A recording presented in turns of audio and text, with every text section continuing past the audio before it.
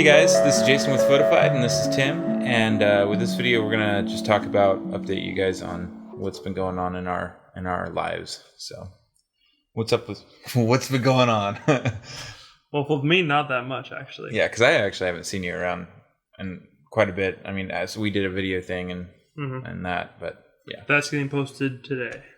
On what webs? On what? Vimeo, but it can't be shown yet until November. Okay, so you guys will see that in November, kind of what we did with the A7. Can we even use any little clips, like any 30-second blips or anything?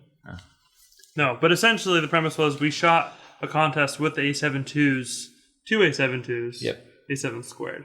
Yeah, I dropped my camera with the 85 on it, with a Rokinon 85, because that thing's pretty heavy, and it broke the inside of the A7 II, and I used Quicksilver to fix it. That's a whole nother story. Because Jason's crazy. It works though. Yeah, but anyway, so we shot that whole thing, and you guys will eventually see it. And we entered in a contest, today.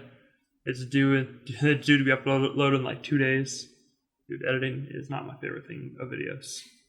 Yeah, I don't. No, thank you. But so we haven't made a video together in a while. Jason, what have you been up to over the past few months? Well, finding a workflow, I don't know.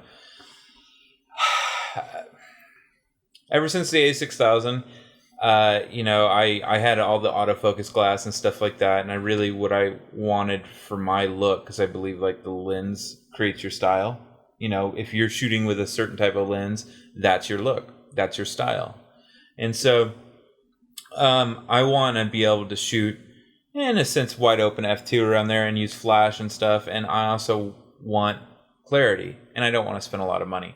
So I bought a bunch of Rokinon glass. Mm-hmm. I sold 2 of the 18-105s and the 55-1.8 Zeiss. And I felt a little I didn't really want to sell the 55 when it was gone. I kind of missed it. But now that it's gone, I'm okay with this glass because what I'm getting from it's pretty cool. And I got a new Zeiss 24-70 for ceremonies and stuff.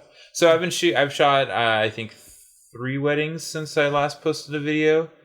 And I've shot 2 weddings with this setup. And I found out on the first wedding I needed autofocus glass for the ceremony. Well, on the first wedding, you only had manual focus. Yeah. You had no autofocus backup if it all went to except for the 70-200. Yeah, the 70-200, but that was so anything under 70 millimeters, there was no plan B. It was manual focus prime lenses only. Yeah. Yeah, and so I'm usually down the aisle in the front, and Sid's shooting in the back, so getting his reaction to her coming down the aisle, and then I'm getting her reaction coming down. So I use that lens, and I really like it. I like the 24-70. It's done great. So I basically patched up the problem. Wait, so what lens? Where was the problems that you were having on the first wedding? Because you had a bunch of all autofocus, went all the manual except for one. And then one wedding later, now you throw in some more autofocus glass. Okay, so it was the wide end. I just didn't have the wide end because I need that wide end autofocus for certain things like movement, and I can't focus that fast manually to get those type of things. But I have the 24-70 strapped to the A6000 because the focusing on the A6000 is better than the A7 II, just because it has more of the hybrid. Autofocus points on it on the outside. So I have that, and then Sid uses the 70-200 on the A7 II, which is fine. The problems that I was having on the wedding was that it was the ceremony. It was only the ceremony. Getting those shots of her coming down. Because mostly at weddings, people are standing still, you're posing shots or you're doing family shots. And then dancing, it's... You shoot a lot of dancing. You shoot a lot of dancing. You have a lot of times to get it right. Yeah.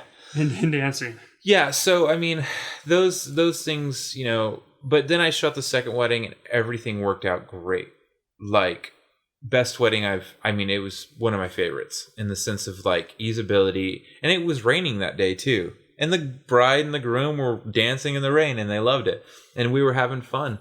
They had a bubble send off. I took the A6000 and the 24 to 70 with or not the 24 to 70. I took the 35 that I still have. I have the 35 and the 50 for the A6000. Oh, that autofocus. I kept those in their autofocus. 35 super quick.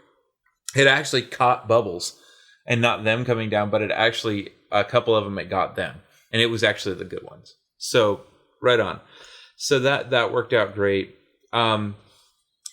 A couple things I learned about with my flashes. I used to use these light modifiers that I created for Home Depot, the little ball spheres things. They're great for up close, but you lose so much light far away that I don't use those anymore, and I just do bare bulb flash on stands for weddings now.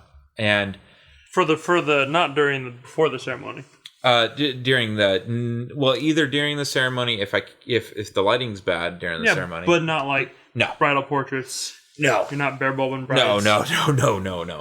I use my bigger RL 600B flash for those things.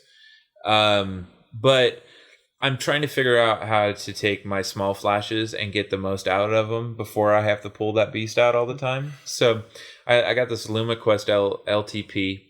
And I'm starting to do more composite shots and stuff. And I'm also going to see if I can use that for the majority of everything. Other than doing like backlit stuff. Sometimes you just don't get enough light. So, and that's even with taking the modifier off and going bare bulb with the thing. The Rokinon glass has been great. It's wonderful. I'd say the 85, the 135 are super sharp lenses. They're great. The 35s are good too. One copy I have is a little softer than the other one, but marginally. The other one's super sharp though. This is right now we're using the 24, and this is at 2.8. Now, are you using high-speed sync? Because you're talking about using the Sony and the flashes. So how are you making that happen? Oh, ND filter. So yeah. So I'm using an ND 8 or ND 64. ND 8. ND 8. Sorry, it's a 6-stop. So it's the only thing you need really. 6 stops is plenty, and that's even for 1.4. So I use that, and then with flash, and that's been great. So I'm waiting. So Nissan makes a flash. It's the DI700, and it now works with the Sony multi-interface shoe. Ooh, that sounds actually. And it has a 2 gigahertz wireless transfer, and it's TTL for Sony. They're $300 with the trigger. You already have a grand in flashes already. Well, yeah. Well, I have a grand in my studio flashes. I have. Yeah. Yeah. In my studio flashes, I have. Which are really nice. $1,200 in, and then my strobes, my mini strobes, I got $400, $500, $500 altogether. So yeah, $32,000 in lights almost. So I mean, I'm not going to go with that hypersync thing. I mean, it's just until I think another system comes out that's more, applicable to be cheaper, then I'll do that. So. Yeah. But other than that, I've just been happy with this setup so far. I did have an issue with the A7. It actually reset on me at a wedding. Explain all the way of what the shutter didn't even work. Yeah, but you had to actually go into the settings and reset the whole camera. It's not just undo the battery, not just turn it on and off. No, I had to reset the whole camera. Actually do a full factory reset. Sid's camera hasn't had that issue. Now, I wonder when I dropped it if it did something. It was that one? I'm not entirely sure if it was that one. I didn't look because I have it marked. I created a scratch mark on the bottom of my battery pack to let me know that this camera is the one that has the issues. This one's tainted with being dropped. So anyway, so I grabbed my A6000, and I was like, oh, I missed this thing. And I shot all the groom's portraits because it happened right at the groom's portraits, and then I had to rush over to take the girls' photos. So bad timing for it to do what it did. Ruined my day. Scheduling. So another thing that I'm doing business wise is I'm telling people to schedule more I'm scheduling weddings, like doing their schedules and telling them how to do things instead of like saying, yeah, that'll work. I'm just like, no, imagine that, JC. This is the you way. You are not passive in a wedding scheduling. I cannot imagine you being aggressive in that. Well, no, I haven't been. I haven't. Well, like, no, It's to the true. couples, I'm not like, I'm pretty lax about what they say, and I'm like, yeah, I can do that. But lately, I'm like, no, that's totally unrealistic. I'm not gonna shoot your wedding if you don't change this. I don't have to. That's the way you I'm are. looking You at are it. there now, though. Yeah. You've got enough work now. Yeah, that's where I'm like, I don't have to shoot your wedding unless, I'm trying to make it easier for them. And also I want to make it easier for me so I can create better photos for them. So that's a whole different thing. So, all right, Tim. So what's been up in your world?